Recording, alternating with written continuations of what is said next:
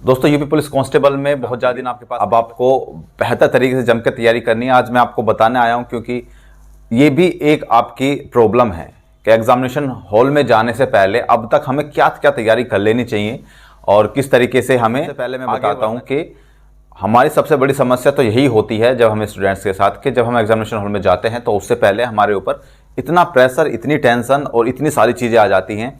हम ये सोचते हैं कि पता नहीं कैसा एग्ज़ाम आएगा, किस तरीके से आएगा, पहले क्या मैं अटैम्प्ट करूं, रीजनिंग, मैथ, हिंदी, कौन सी चीज़ अटैम्प्ट करूं और मेरा समय पूरा हो भी पाएगा, नहीं हो सकता है कहीं निकल ना जाए समय मेरा और मेरे क्वेश्चन छूट जाएं। तो ऐसी बहुत सारी चीज़ें आपके मन में आती हैं।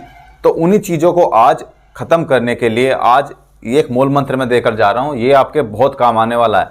ये बाहर की जो सिचुएशन है ना, जब आप अंदर हॉल में बैठेंगे तब बहुत काम आएगी आपके। सबसे पहली बात तो ये है कि आपको जो प्रेशर है ना आपके ऊपर, उसको हैंडल करना है। अब उसको किस तरीके से हैंडल करना है, देखिए प्रेशर में दो ही लोग होते हैं, एक तो वो जिसकी बहुत ज़्यादा तैयारी हो, ठीक है, और एक वो जिसकी मीडियम में तैयारी हो। जिसकी तैयारी नहीं होता वो प्रेशर में होता ही नहीं है, वो जाता है, उसे पता है कि एग्ज़ाम पास होना नहीं है तो जाएंगे, पेपर दे के आ जाएंगे, ठीक है। प्रेशर में अगर आप हैं तो इसका मतलब आपकी तैयारी बेहतरीन है, तो इसको बिल्कुल भी नेगेटिव में मत लेना कि हम प्रेशर, लेकिन उस प्रेशर को हमें कम करना है। किस तरीके से? सबसे पहले जब आप एग्जामिनेशन हॉल में जाएं तो वहां जाकर के आप किसी से बातचीत ना करें। आप ऐसा ना करें कि अरे भाई तुमने कितना पढ़ा, ये पढ़ा कि नहीं वो पढ़ा, तुम कितने दिन से तैयारी कर रहे हो, कहाँ कर रहे हो, वो सब चीज़ें डिस्ट्रैक्ट करती हैं आप लोगों को, है ना। आप सोचेंगे सामने वाला झूठ भी बोलता है, वो कहता है कि मैं तो इतने दिन से तैयारी कर रहा हूँ, मेरा तो पक्का हो ही जाएगा, तो आप डिप्रेशन में, टेंशन में, इसका तो हो जाएगा, मेरा पता नहीं होगा कि नहीं होगा। तो इस चीज़ को आप बिल्कुल भी किसी से बातचीत नहीं करेंगे।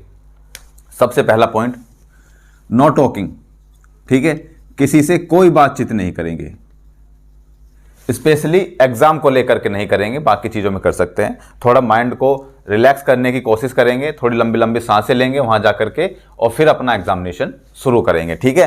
दूसरी बात जो है वो मैं बता दूं आपको, जब आप अंदर चले जाएंगे तो आप को लगेगा कि मैं कौन सा जो क्या बोलते हैं पार्ट है उसको शुरू करूं। जैसे अगर हमें हिंदी बहुत अच्छी आती है, ठीक है, तो कोई सोचता है कि मैं हिंदी से शुरुआत करूं, किसी को मैथ अच्छी आती है तो सोचता है मैं मैथ से शुरुआत करूं, और किसी को जीएस अच्छी आती है तो सोचता है मैं जीएस से शुरुआत करूं।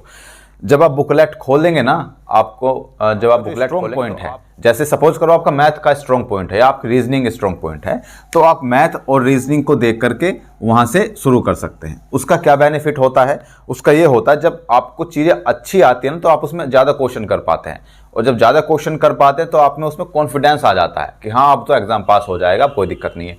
फिर उसके बाद जो भी बचे हुए सब्जेक्ट हैं उनको धीरे धीरे करिए। जैसे अगर आपका मैथ बहुत अच्छा है और उसके बाद रीजनिंग बहुत अच्छी है तो पहले मैथ करिए, फिर उसके बाद रीजनिंग करिए, फिर हिंदी, फिर जीके, इस तरीके से करिए, ठीक है। तीसरी बात मैं आपको बता दूं, टाइम टेकिंग होती है कुछ चीज़ें। जैसे आप मैथ कर रहे हैं और मैथ में आपको कोई क्वेश्चन पता है कि मैं इसे कर लूंगा, है ना, लेकिन वो क्वेश्चन लंबा है, लेंथी है, और आप उसमें लग गए कि आज तो इसको करके ही मानूंगा, अपने ईगो पे बात ले गए। वो बिल्कुल नहीं करना है। क्वेश्चन आता है तो ठीक है, 1 मिनट के अंदर आपका क्वेश्चन हो जाता है तो वेल एंड डन है। अगर नहीं हो जाता है तो उसको छोड़ दो। छोड़ने का मतलब उस पर एक घेरा बना दो ऐसे, या टिक कर दो, या घेरा बना दो कि भाई मैं इसको बाद में देखूंगा, या उसके ऊपर आर लिख दो। आर का मतलब मैं इसको रिव्यू करूंगा बाद में, ठीक है। फिर क्या होगा कि आपका टाइम बचेगा। जब आपको लगेगा कि मैंने ये वाला क्वेश्चन 30 सेकंड में कर दिया तो उसको करके आगे निकलो, और जब आपको लगे कि ये मेरा क्वेश्चन 1.5 मिनट में मैंने दे दिया फिर भी नहीं हो रहा है और आप उसमें लगे पड़े हो, ऐसा नहीं करना है। आपको पहले जो क्वेश्चन आपके आ रहे हैं, ठीक है, उसको कर लो, ठीक है, लगातार। किसी के पीछे टाइम हाथ धो के नहीं पड़ना है भाई। क्वेश्चन के पीछे, क्वेश्चन अगर आ रहा है ठीक है, नहीं आ रहा है तो छोड़ दो, उसको गोला कर लो या टिक कर लो, किसी तरीके से उसको मार्क कर लो कि हम इसको बाद में रिव्यू करेंगे। कुछ चीजें ऐसी भी होती हैं, जैसे आपने क्वेश्चन कर दिया है ना, क्वेश्चन करने के बाद में आपको लगा कि यार ये गलत हो गया है, ठीक है, लेकिन उसमें ऑप्शन आ रहा है वो, और आपने ऑप्शन पर टिक भी कर दिया है और आपको लग रहा है कि गलत है शायद मेरे हिसाब से, तो उस पर एक अलग तरीके से मार्क करना है, चाहे कट का मार्क करना है, चाहे किसी भी तरीके का मार्क करना है, ताकि आप इसको बाद में रिव्यू कर सको, ठीक है। रिव्यू करने के लिए भी क्वेश्चन को आपको रखना पड़ेगा, ठीक है। ये बात हो जाती है। तीसरी बात हो जाती है प्रिपरेशन की, कि हमारी कितनी प्रिपरेशन है और कितनी हमें और करनी है। अब जो प्रिपरेशन हो गई वो हो गई, अब आप अपने रिवीजन टेस्ट और मॉक टेस्ट पर ध्यान दीजिए। अब आगे जितनी भी प्रिपरेशन आपकी होगी वो आपको अब याद नहीं रहेगी, मेरा यकीन कीजिए, और आप मैक्सिमम से मैक्सिमम रिवीजन पे ध्यान दीजिए। ठीक है, तीसरी चीज के अपने सारे जितने भी डॉक्यूमेंट्स हैं वो सब कुछ तैयार करके रख लीजिए पहले से ही। ये मत सोचिए कि एग्जाम के 2 दिन पहले मैं सारे डॉक्यूमेंट तैयार करके रख लूं। तो डॉक्यूमेंट को तैयार करके एक बंच बना के एक फाइल में रख लीजिए अलग, ताकि जब आप जाएं तो उस फाइल को लें और चल दें। ठीक है, इस तरीके से करिए। एक और बात आती है, एक बात आती है कि बबल भरने के लिए सबसे पहले देखिए, बबल भरने का मतलब ये है, बबल भरने का मतलब ये है कि जैसे आपने क्वेश्चन कर दिया, कुछ लोग तो क्या होते हैं, जैसे क्वेश्चन टिक किया, पता है सही आंसर है तो तुरंत उसका बबल भर दिया।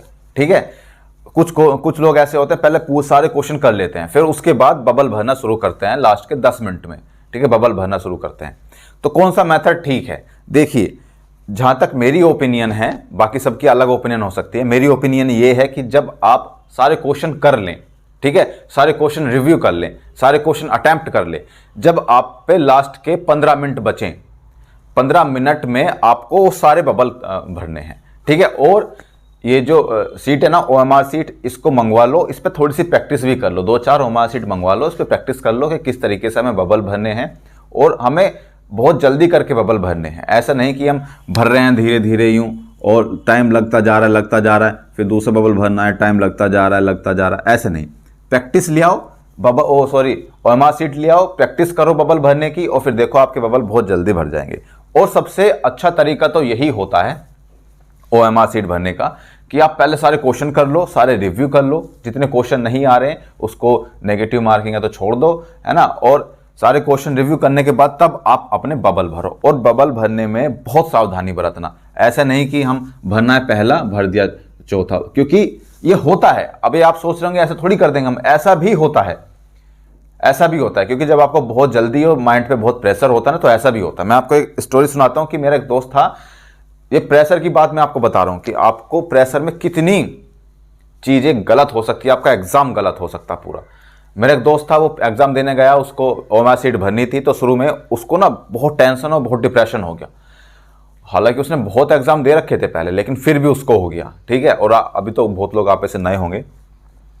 उसके बाद में उसने रोल नंबर में जो ऊपर लिख करके बबल भरना होता है OMR सीट में रोल नंबर में, तो उसने एक अंक गलत भर दिया, मतलब बबल में नहीं भरा, ऊपर भर दिया एक अंक गलत। तो उसमें क्या, उसको इतना होपलेस हो गया, उसको लगा कि अब तो सारा पेपर खत्म मेरा, मैं गया अब तो, क्योंकि यहीं पे गलत हो गया। और उसने ये नहीं सोचा कि जो बबल भरा जा रहा है OMR सीट केवल इसको चेक करती है, ऊपर जो लिखा है उसको नहीं। ठीक है, आप भी ध्यान रखिए, OMR सीट में जो बबल में भरा जा रहा है ना, अगर आपका ऊपर मिस्टेक हो जाता है कोई बात नहीं, नीचे जो बबल भर रहे हैं आप उसमें से ही भरिए कम से कम। ठीक है, तो वो आपकी चेक होगी। तो उसने फिर नीचे जो बबल है उसमें भी गलत ही भर दिया, और फिर उसको मतलब इतनी अच्छी उसकी तैयारी थी, लेकिन उसका एग्जाम हुआ ही नहीं। उसको फिर ये लगने लगा कि अब मेरा एग्जाम क्लियर हो गया, तो उसने आधे मन से एग्जाम दिया और ऐसे दे करके आ गया।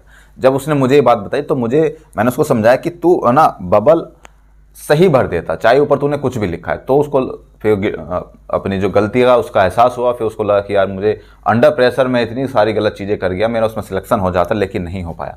तो आप भी इस चीज़ को ध्यान रखिए कि अपने ऊपर जो प्रेशर है उसको हावी मत होने दीजिए।